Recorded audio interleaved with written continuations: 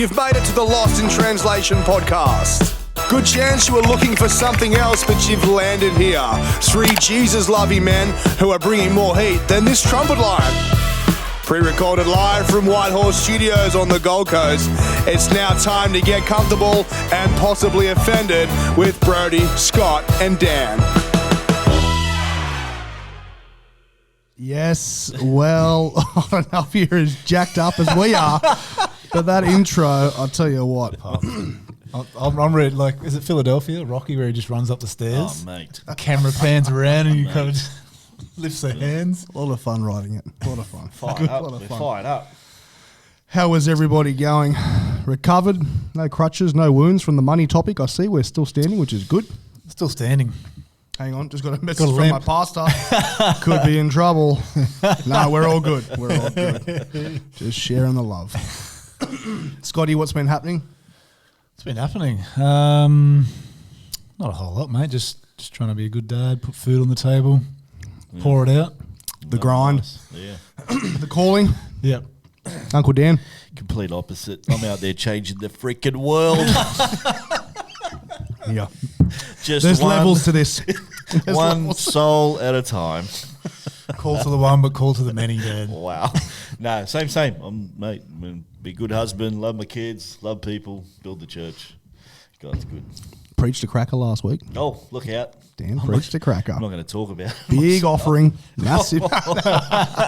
Well, great message. Great message. Yet to see that offering.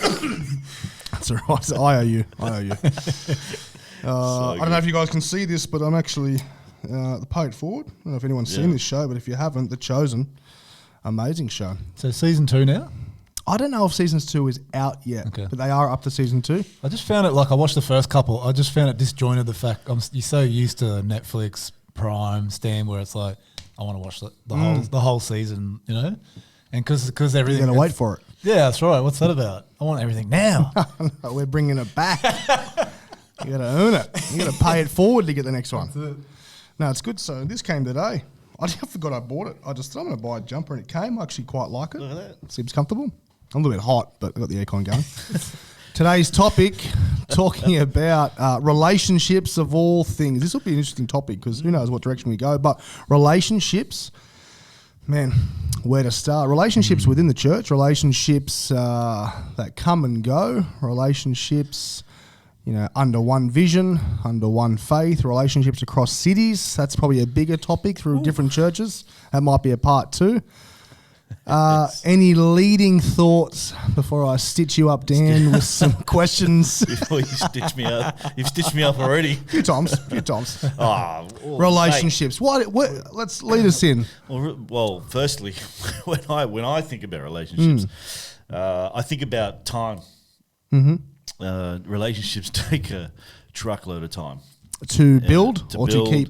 To keep. To maintain. Investment, which is time again.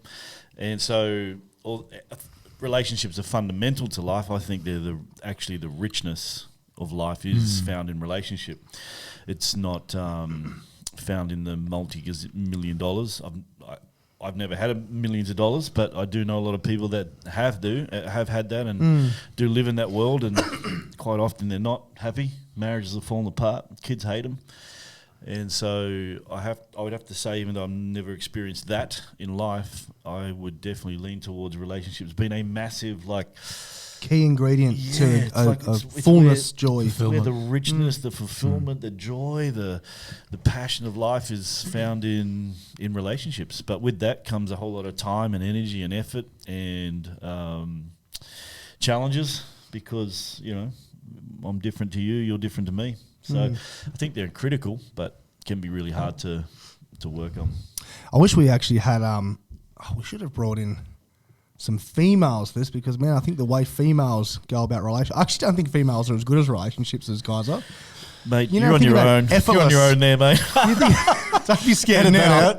Oh, you're happy to, yeah, don't be scared now. No, but you think about how easy it is for men to get together, drop of a hat, hey, let's go do something. Yeah. We kind of make it happen, from what I see.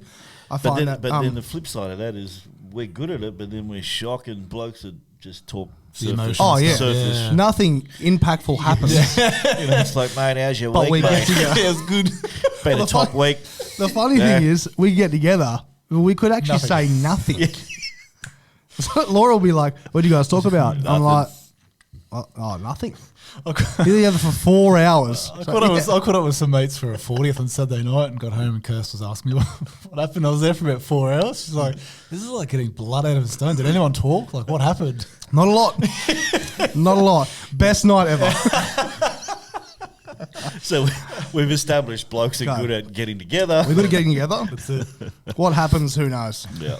When you think of relationships, biblically, Scotty, the foundation of good relationships, especially in the Christian walk, where do you go to first up there? Yeah, I just think of family, the family dynamic. So obviously you got your biological family, and then we got the extended family, brothers and sisters in Christ. I think that's one of the best parts about being part of the kingdom, when you meet people, and which sometimes you mightn't even connect with outside of that revelation around Christ being the Messiah. There's a real richness there.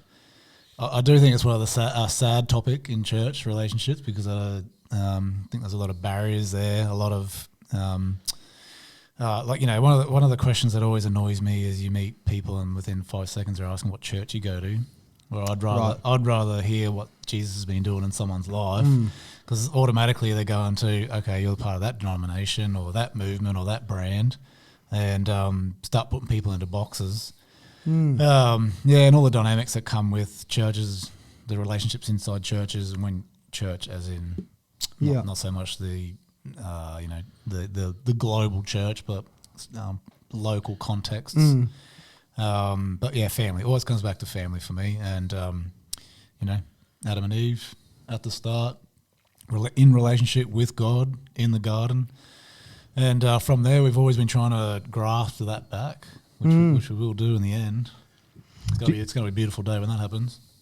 Now, knowing that this show is known for getting in there, right? Getting into the nitty gritty. I'll just go straight in there now and ask: are we thinking we're doing relationships, friendships really well with inside church? Go down.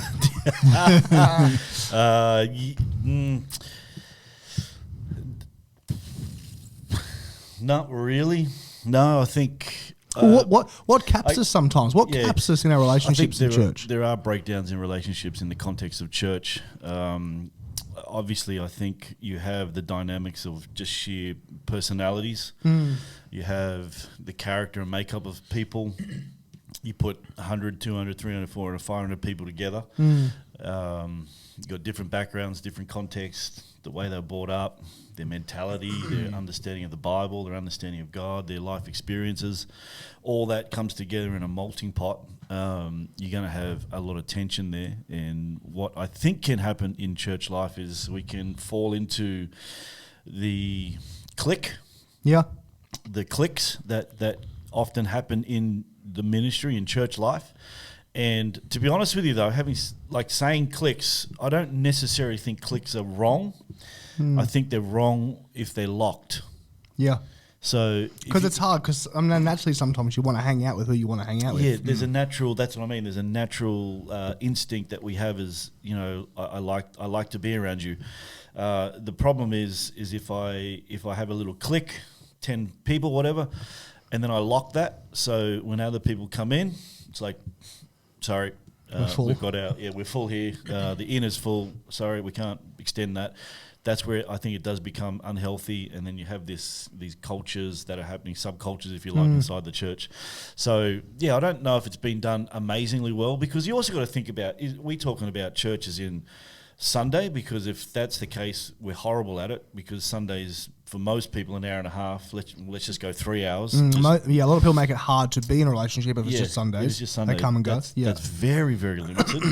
But even from Monday to Saturday, relationships, as I mentioned before, they can be frail in the church because they have to be worked on. I have to break out of my comfort zone, out of my whatever, to, build relationship with people. It takes a lot of energy and effort, and sometimes I think as human beings we're tired, and so can't be bothered. Yeah, I don't know. It's funny, like I'm just sort of spitballing here, but it's funny when you see some of the issues with relationships within a church context that you won't see outside the church. If you took church out of the equation, here's a funny one. This is a pretty bold statement, but a vulnerable statement. The only probably people that have an issue with me would be people within my last church. Yeah. Yeah. Out of all my walks of life, there'd obviously be people out there who have problems with me. Yeah. But the ones I know of come from a church context, which is weird because that means there's obviously some kind of alter agenda or something within the church that isn't right, has nothing to do with Jesus. Yeah. Yet it causes these frictions in relationships. Where I've got mates from the Navy time, from high school, that have nothing to do with church, and the relationship is easy. Yeah. So there's It's this easier, weird, there's this weird tension that happens. I don't know if there's a spiritual element to that as well, because there would be. There is definitely like a bit of a grinding, Yeah. frustrating thing for me. Is, I think I've seen this a lot, and it really ticks me off. We'll just jump in there. I've seen this happen, not all the time, but I've seen it a lot. Talking about relationships, a pastor can, take a photo and put it on Instagram, and they're with their youth guy or with their community outreach guy, or they're with the women's ministry leader, whatever. And the photo is with them, selfie. And the caption is, "I just love this guy. Greatest youth pastor, greatest whatever. So thankful for them. Incredible guy, gifted, called, grace. So glad I get to do life with you." But what I've seen happen is the minute that guy, whoever that is, steps outside of that arena of the function of what they do inside the church, they're gone. Yep. They're cut, chopped, gone. Next, throw the next guy in. That dude now is on the outer, and it's an ugly thing. So the reason it grates me is because I see it. You see it on social media, but then in the back end of that, all the whatever you want to call that, this stuff happens, and then they're out. It's happened to me. Yeah. I'm out. That's it. You're gone. I Next. think anyone who's been in probably church long enough, Yeah. who has made waves in some way, Yeah. would have experienced this. It's So a I mean, I strange- say this is I've been through it 100%. It's a strange thing. But it's yuck. Yeah, it's not good. Yeah, It's not Christ-like. So like you said, in church, man, it seems weird. But you can have mates in the world, Yeah. and you still, it's all good. Just you've moved on in life, but they're okay. It's so tribal, isn't it? We've got Yeah. so many denominations, so many people cluster and huddle around a particular interpretation of scripture or teaching, and as soon as you step outside that, you're on the outer. Yeah. Yeah, I agree. They should be the safest places in the world, but often they're not. Yeah. Like there's people, probably the last 10 years, I've gotten, I wasn't good at that, by the way. I'm talking about from a pastor point of view. So I'm not throwing rocks from a glass house. I've had to own stuff like that. Yeah.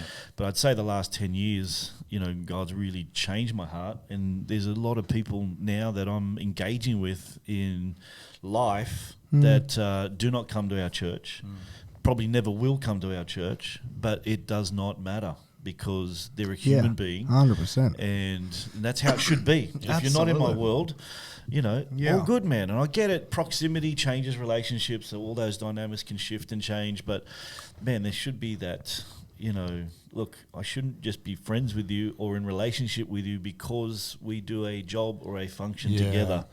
And then once that breaks down, then that's it. It's over. It's weird. It's really I agree weird. with the idea that proximity will strengthen a relationship, but Or break it down. Well, yeah, or break it down. But I do not agree with the lack of proximity means that you can't be friends with someone. Absolutely. And that happens hard. I was going to say, I have friends from school who, don't see or talk to for 12 months, 2 years. It's okay. As soon as we start chatting, it's like we're straight back there when we were hanging out every day at school. And we're not in proximity, but there's just that level of respect. There's a connection there that's based on the friendship. I honestly think a lot of it comes back to leadership. the way and people sort of step into environments and all they hear about is it's this brand, it's my church. And you can just tell when you talk to them, it's all about my pastor does this and this, our church does this and this. Great, that's good. But we're actually at the end of the day, we should be bonding around the fact that we follow Christ. Yeah. Wherever you decide to sit at 10 a.m. on Sunday morning, it's part of the conversation, but it's not the main thing. Yeah, you know, it would be the main thing. Yeah. Easter United on the Gold Coast is a Yeah. great example of Amazing. Yeah, that's really great. Yeah. There's like we live on the Gold Coast. If you're watching or listening, For those in Turkey, beautiful And, spot in Australia. suffering for Jesus on this horrible part of the world.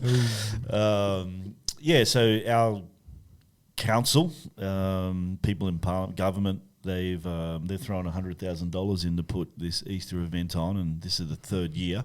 Couldn't do it last year because of COVID, and there's a whole bunch of churches that have come together, and a lot of them are investing money into it as well. Amazing, yeah. And completely different denominations from the Anglican, Presbyterian, the Baptist, Pentecostals, whatever, coming together, and it's actually quite a beautiful thing. And really the last 3 years, there's been a retreat that about 50 pastors from around town have been going to, and it's amazing to see that forming and shaping, and they're coming together despite maybe the differences that we may have theologically or whatever other area methodology, but we realise it's about Christ. Man, let's get over some of these issues. That's probably is it macro? That's level? macro. Yeah. At a macro level, we're kind of talking at a micro local church context. It setting. all plays out because it does. starts micro. Yeah. If Yeah, you it does. raise that way, you kind of the bubble in which that you end up in. You So- will end up worried about what you're doing, and everything Yeah. else is different. Yeah. So it's like I talked about how that bugs me. Yeah. Why do you think we do that, or why do you think it happens? I'm not saying all the time. 'Cause I've got friends that are in different parts of the world in ministry, and we're at church together when we're all young, and they're still in the same church, and I'm not, but we're still friends 25 years later. So it does happen, but man, a lot of the times it goes to custard. What is that? I think it's I think if you bring it to the church context, and you can jump in, Scott, if you think I'm wrong, but I think the minute because most of the time if you are within the church, the relationship will be okay. What we're probably talking about now is when you happen to move church, but still live locally and go somewhere else, right? So if you walk out of a certain environment, people, I think, will take that you have something wrong with that church, Yep. or you don't like it, and so it's us against Good you. point. Where it could just be, and I feel called to go over here. This is my lane, whatever the reasons are. So then people, like you said, become tribal, or they become, you can't associate with that because they mustn't like. It's that weird thing. Yeah. If you stay in the church, relationships are. But I mean, how real are those relationships? Well, how strange is that? Like, Yeah.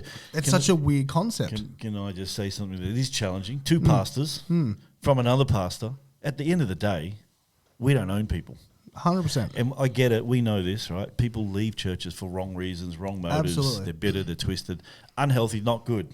But still, at the end of the day, I don't own you. There's people that leave for righteous, godly motives. It's time. The season's up. Man, I think as pastors, we need to get over it and say, I love you, God bless you, and really pray for their best, as opposed to just chop, you're out because you're not in my world now. It's something really warped about that mentality. We don't own. I think sometimes pastors feel like they own people. We don't own people. Man, who do we own? What? We don't own nobody. So anyway, that was my little, that little gripe there. There you go. You're grinding. No, I think it's obviously a raw conversation, and someone who's on the defensive can sit there and go, "Oh, these three blokes are just bitter." They're all bitter. At the end of the day, but I know what bitter feels like because I have spent seasons just like super bitter. But I also know there's at some point, man, you just got to love people first and foremost, be able to love. So why is it that we're not doing that super well? Now, I also think within a church context, say you are in the same church, relationships there can be tension between people because of a spiritual element. I super believe in this when, when two people are called to do something together, or maybe there's an anointing on a partnership. things are going to happen in that relationship to try and break it down. That happens a lot too. So that's another element. Scotty, have you got any thoughts around that? I mean, it's there in the New Testament. Peter and Paul? Yep. Rip into each other, come back, we're humans, those things happen. There's this just real suspicion when you're not part of my group anymore. I think, there's the Christian dynamics, and there's probably just the human dynamics of it as well. We're all here, we see each other every Sunday, and then now you're not. Like, what's wrong? Yeah. Questioning what's wrong. It's funny, and I'm guilty of doing this. When you see someone on Instagram, right, who's left a certain church, straight away you're like, jeez, I wonder why they left. But then here I am, annoyed when people asking me, why'd you leave that church? I'm like, oh, just because, no, it's all good. Yeah, it's funny. I think we naturally think that, they must have some problem with them. There must be a breakdown or something. The gossip, give me the gossip. Yeah, it's the gossip, not the gospel. So how do we do it? First and foremost, man, you got to be able to love people, hey. Because even if you say leave a church for the wrong reason, hey, grace is for everyone.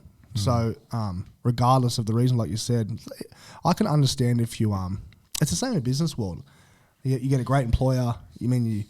Not for a better word, you sow into them, or you invest time into them, you train them, and you're like, oh, this guy could take over, and all of a sudden they leave. I can understand there's a disappointment, like, oh, I had high hopes, or that's natural. But at the end of the day, you're not out there trying to, you're not ringing every other employer. It's actually illegal to ring every employer saying, hey, just be careful with this person, because I can tell you firsthand that people do that as well. So it's like, I'm only trying to help you, but let me tell you what yeah, I don't want to gossip, but let's just pray.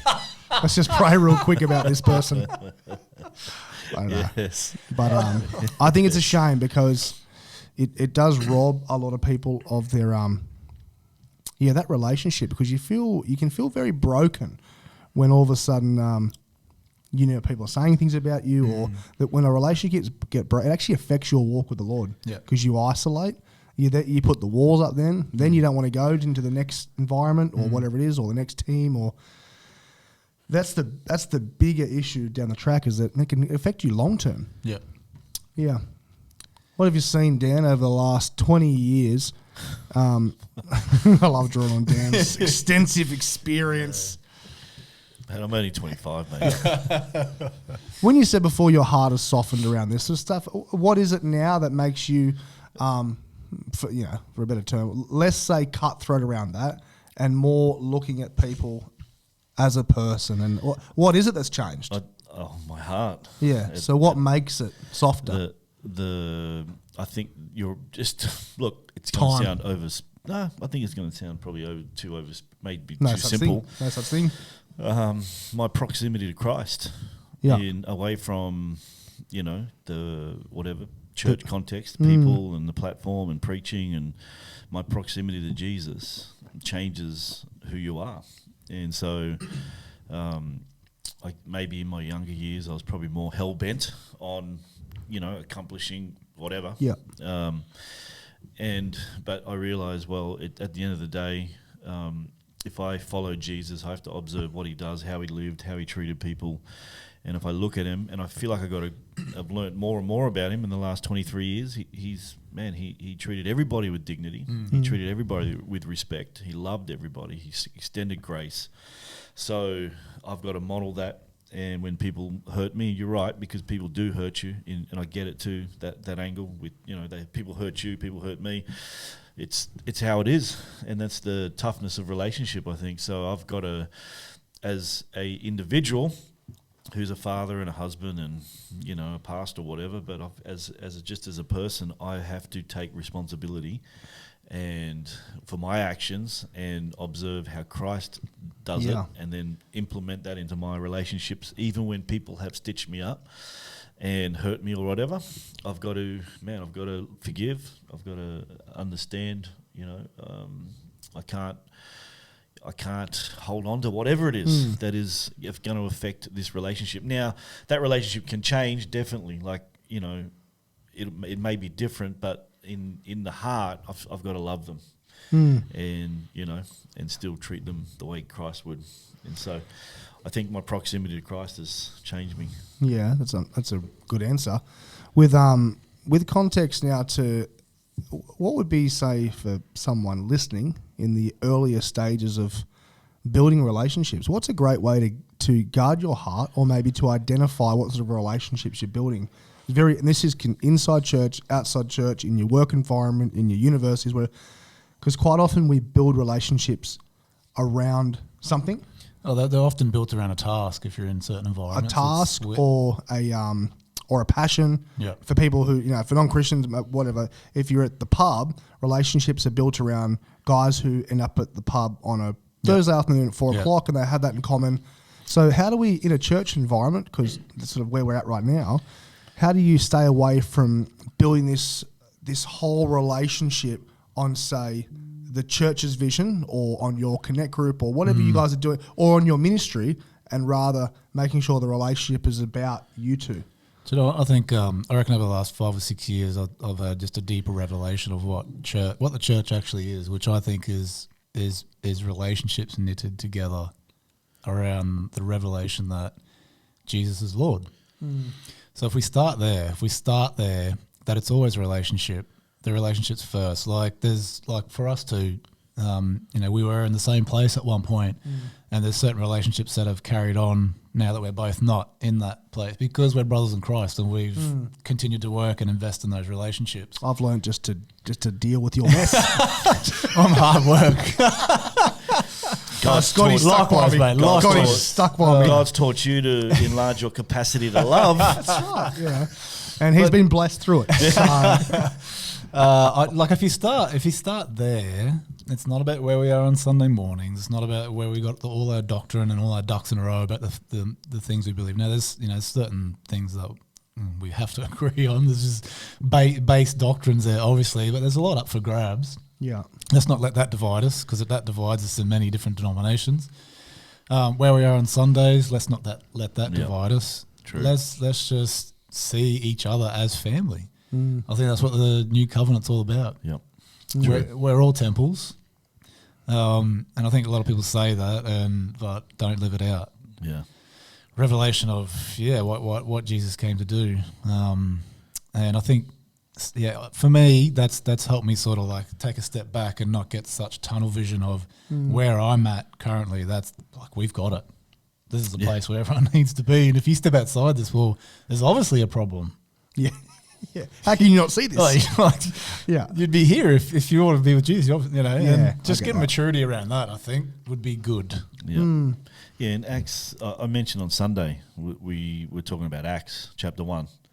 And one of the things that the apostles did, the disciples, Jesus has ascended, he's taken off, he's gone to heaven. And you take note, it says that they went to the upper room and were together in one accord. And we touched on this on Sunday. There's real notable unity that is in that room. Now, the disciples, when they were with Jesus, when he was alive, quite often in those years that they were walking with the Lord, they were kind of at each other.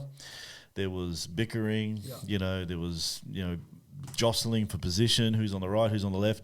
But now they've seen Christ resurrected. He's now departed, and they come together in this unified spirit and heart. And I mentioned Sunday, unity is not conformity. And that's the tension of relationship. Yeah. Unity is not we all do the same thing at the same time. Like it's very good. Like the Chinese army, if you watch them, man, it's insane how they move like that.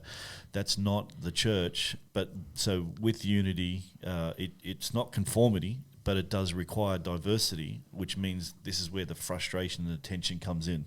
Because I agree, Scott, you just mentioned about maybe the theology. Yeah. Like we have our primary, secondary I would say would be eschatology, end time, pre, post, mid, tribulation. Take your pick, man, whatever.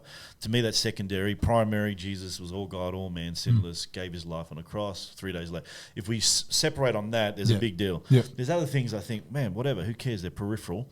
But at the end of the day, I've got to understand that there is a diversity. Actually, I think unity demands diversity, and that's the tension in church, in relationship, because you have all these I'm not you, you're not me, but somehow we have to work together and move past some of these idiosyncrasies. And I think a lot of it too is the language people hear on Sundays. It's all about our thing. yeah, All the languages are around our thing. So it's like you get indoctrinated with it.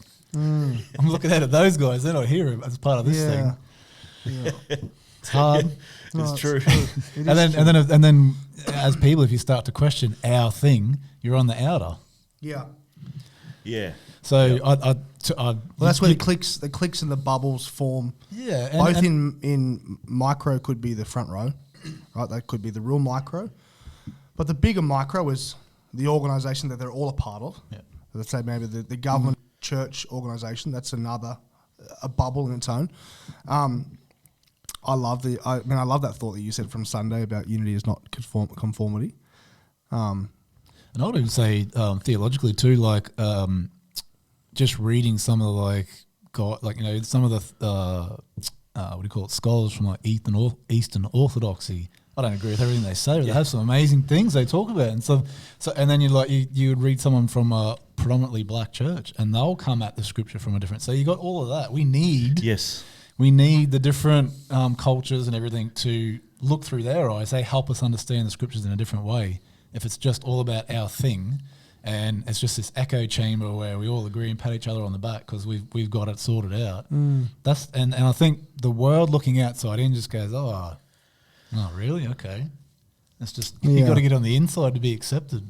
That's true. Yeah, it's weird that we are even the thought that you have to agree on things to start a relationship. It has this weird preface that you can never really say what you think inside a relationship. It's a great point. And then you start to, and then the result of that, or what grows of that, is then a resentment. Yeah, and then because a healthy relationship, there's space to chat and talk about things. 100%. So I wrote this down. This was as part of the message. Great. I'll just read it. Yeah, absolutely. I'm talking about unification and diversity. Unification is about reaching across aisles, down crevices, through opinions. It is about being okay with being different, a willingness to express our limited knowledge and experience and receive the expression of others with genuine thanksgiving. Until we are truly diverse, we cannot be truly unified. It's kind of what you were just saying. Yeah. I agree. Yeah. I think, man, there's something in me, in you, in the next person that we have to, still link hands, even though, there's these things that are going to be different. But I need what you have. You need what I have. Yeah. We need what they have. And there's a real power to that. Yeah. But it's difficult. There's the reality of that is actually really, really hard. So coming back to that question I asked about, and how do you intentionally build relationships not based on a thing? Oh yeah, I think you have to be. I think we should come into relationships with the primary thought that this is a child of God, son of God, daughter of God first. Yes. They are a human being, right? Not look at relationships, especially in the church. I've done this. I've seen people more from a human doing. Oh, there's a gift. Man, that guy could do X, Y, Z. Man, let's get onto that. There's an unhealthy aspect to that, and it's not good. But if I come into that relationship like, man, this is a child of God, and they're a human being, then let's start there. And then I think that helps get past some of the other. Can you think about all the situations that people might start a relationship? So say if we didn't really have a relationship, probably not a great example, but say this podcast, right? Say if it was a show put together by someone else. I said, you three guys doing a podcast together. So you come together. This could be a work environment, or this could be a church team. You come together. You do 3 years in this amazing show, and then the show stops, or one of us, let's say I get promoted because, that would be the most natural. Right? Well, this is a dream. So Dan gets his own show, okay? No, I want to be more like Jesus. Dan gets his own show. He's the servant, man. Dan sells out. So Dan you take the promotion, bro. Dan is now on Joe Rogan. So Dan's sold out. See you later, suckers. And Scott Knight is left here to pour out his portion. Absolutely. Right? Now, we get bitter because Dan's doing his own thing. Dan's left. But our whole relationship was built on we did this thing together. Yeah. And you see that so much, whatever the thing is, when the thing stops, the relationship stops. Dead. Yep. That can't be how it's supposed to be. It's unhealthy. But it happens everywhere. Yeah. Not just church. That can't be how it's meant to be. That It's true. you can take that. Take it. See if he's got any We're wisdom. live. The pastor. I just missed it much. It's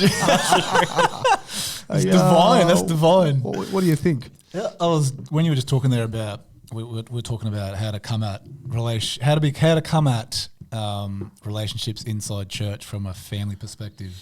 The beautiful thing about that is it's distributed. No one person can control it. So if I think of, I work in tech, so if I think of cloud computing, the way that you can really scale something is to distribute across multiple computers, right? The church is the same. It's bottom up. Yeah, 100%. It's not top down. So I mean, God and all His wisdom, it's just a beautiful thing how this thing spreads through relationships, and it's what do you call it? What's the word? Symbiotic. A couple of relationships pop over here, and then something happens over here, and then that person, and and just the New Testament and the disciples, that was brothers, and then friends in the town, and then people they work with, and It's true. yeah, It's flat. yeah, for that, Yeah, not up. yeah, And it is down, bottom, yeah, up. yeah, I agree. And it's a beautiful thing. yeah, But even that is a challenge. yeah, But I think it's the way God has intended it. yeah. Definitely. 100%. Closing thoughts. Relationships, yeah. We closing already. Oh, I just thought. Man, no, it's all good. No, was it's it good. quick? No, it's mate. I think we're bang on. But I'd love to went give. fast. I'd love to give someone some. Scott. I'd love for Scott to give. I actually messaged Marsh and said, "Hey, we're in the middle of a podcast talking about relationships. Why don't you chime in?" He goes, "Nah." So I got you on Bluetooth. Just dial in. Modern Yeah, I'd technology. love to, and I mean, speak to all of us, but maybe share some wisdom, Scott, around that idea of building healthy relationships, intentionally understanding in the moment, hey, this relationship doesn't have to be built on the church's vision or the business I'm in. How do people go? What were some markers to identify that early and be intentional about building a relationship that's on each other, not on a thing? Oh, yeah, I think, look, the mentality is that this is a family, the church, ecclesia. Yeah. Focusing on the thing that actually matters. Yeah, of course. It seems simple, Well, but it does seem simple, but why is it hard? Because I think every Sunday we hear something different. We hear about it's all about this thing we're in. Yeah, I think if you're in an environment where all you're hearing is like our movement, this is God's doing something really special here, it's only happening here, I think you got to question that, because I think that probably leads to some put some blinkers on, and then you're looking at outside in sort of thing. I just think family. You just got to come at it from a family perspective. Brothers and sisters in Christ first. What we do, how we express within a community. Happens second. Good. Yeah. Uncle Dan? Good. I love the family dynamic. Families raw. And the main thing being the main thing. Yeah, and families are hard too. Like, there's always stuff going on in families. Like, It's messy. Yeah. It's ugly. I mean, yeah.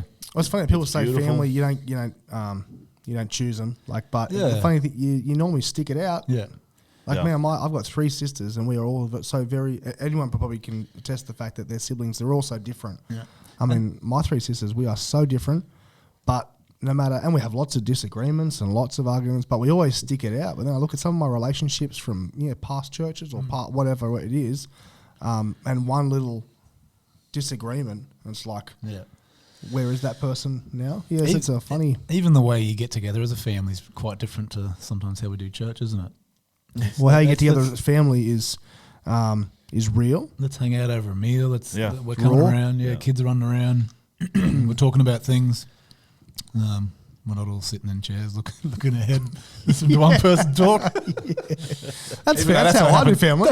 Yeah, me too. All right, everyone sit down. everyone I've got sits something to down. say. I don't know what type of family you're from, but I sit at the head of my table. Right. I've been in Dan's house.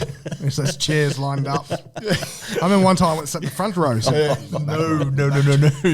Righto, kids. I've got something to share today. Unless you marry in. Dad, we've heard this 100 times. Sit we down, heard I'm this on talking. Sunday. We heard it on Sunday. Dad. I actually try and talk to them. I try and preach, like share my message now. The kid, because they're all older. Yeah. You know, like they're Give like, good feedback. nah, we'll wait till Sunday, Dad. I'm not listening to it twice. Like you'll dream it. You know what's just before moving on? Yeah. I watch. Sometimes I've seen your kids on a Sunday when you're preaching. It's actually really good. They actually, because I always like, I wonder if like my kids would care if when I'm older, when they're older, sorry, if I was preaching, and they really engage. Yeah. Like it's a funny dynamic at yours. Because they have to. They get No, yeah, because he's like, Mate, he makes them sit right in front. That wasn't supposed to be on air, mate. But I think it's really cool. they get KPIs. I'm like, Yeah. How many friends you bringing? Bring a friend. They will love Christ. Oh, that's good. so good. Wow. Awesome. There you go. Relationships. Yeah. Build them based on your love for Jesus or your love. I wouldn't even say your love for Jesus because that rules out friendships outside the church, which I think is important that we don't get So caught up true. just hanging out with each other because you're called to go out.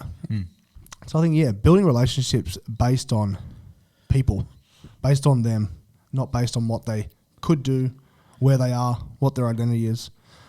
That means that you won't drop them when their identity changes because people change over time and seasons change. So if you want to build a relationship that lasts, build it on who they are, on not what they're doing.